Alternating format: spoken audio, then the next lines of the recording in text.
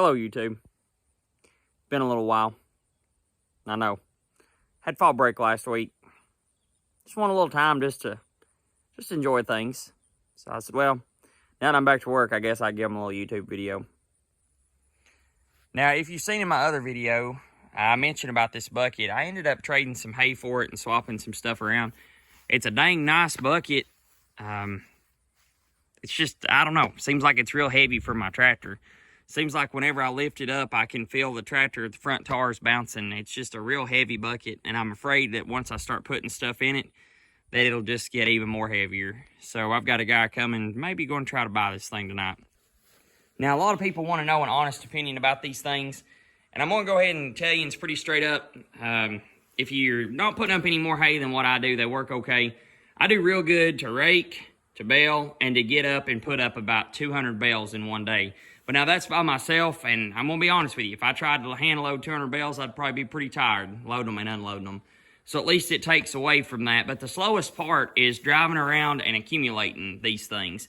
The grappling, the loading, that's not even the long part. Even stacking in the barn is not even a long part. The biggest part is just driving around gathering them up. But for a one-time deal machine, it works pretty good. Now, some younger people that's trying to get into farming, or maybe even some people that just don't want to spend any money, it is possible to run one of them things on an older tractor. You've just got to be extremely careful, and you just got to take your time. The old Ford, it works, but I'm not going to run circles around a skid steer. But I also didn't give 13 or 14 grand for the old tractor either, so pick your battles. I swear, even if I do get another tractor, it will be extremely hard for me to let this one go for what we have in it. It's just a good old tractor. Even though it don't really work the best, it does its job.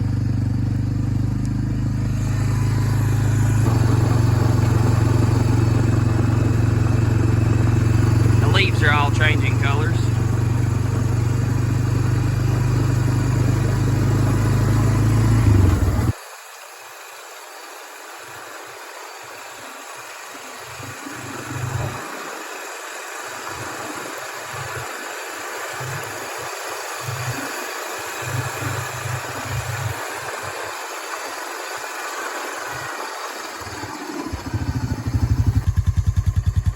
Yeah, I'm Mom and Dad's four-wheeler this evening. It was easier to get out than mine was, so we're just gonna hop on in.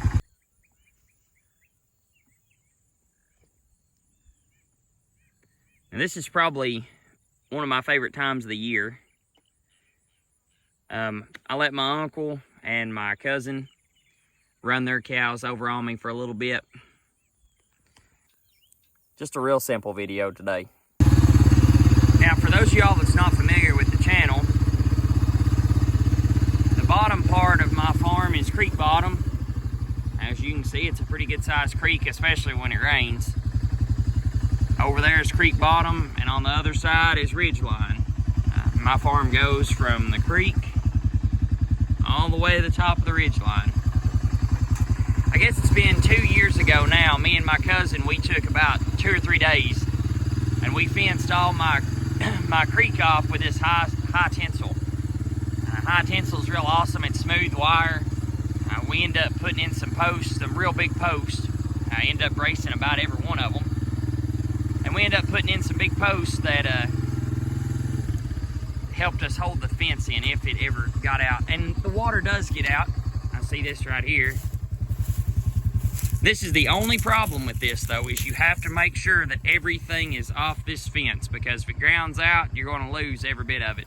But I really like the high tensile, and if there's anybody that is interested in doing high tensile, especially in a wetter area, I would highly advise that. Now, up against the edge of the woods, where maybe if a limb fell on it and it got real dry and started sparking, I would disadvise that, but I really like it down here. If the creek does get out and there's a limb that pushes on this fence and it gets loose, we can go back through and straighten up the post, and then there's a ratchet up here that we can just take a tool and tighten back up the fence. It's real awesome. There's no need to stretch it, no need for steeples, no need for anything. So I'm a big supporter of this stuff.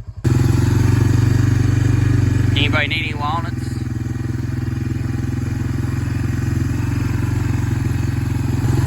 I went through the other night and I took my chop saw weed eater and cut out the majority of it that was on the fence. Now I left a few of these reeds here that I'm gonna come back through with my little DR brush trimmer and get them, because I don't want to pop a tar on my tractor or anything, because some of these reeds are pretty big.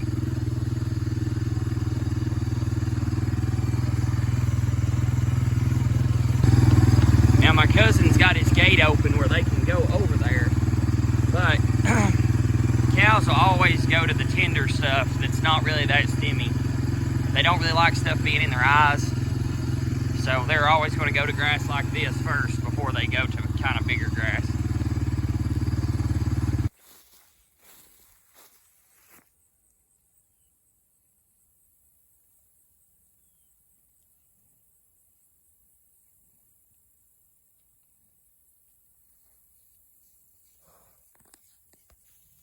There's still plenty of grass in these ditches that I didn't really get mowed out good, and there's plenty of grass down here too.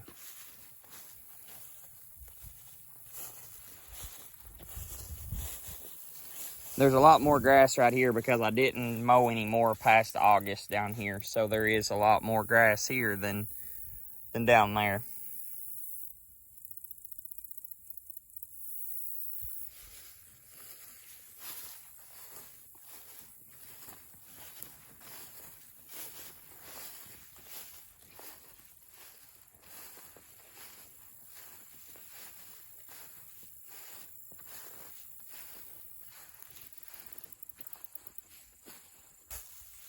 Now that's what we like to see right there. Now as you can tell, the stand of grass goes pretty good all the way to about that line right there. It's real crabgrassy, Dallas grassy, stuff like that from that line up. But down here you can tell it's all good fescue, and like I said, this is all good grass for them to eat. Now, you've heard in my videos that someday that I want to get into cattle myself, and I've got a couple that I run in here with them, but I just can't really make up my mind exactly what I want to do. I know one day I want to have cow-calf, but right now, seems like for what I've got in the situation that I've got, cow-calf really wouldn't profit me much.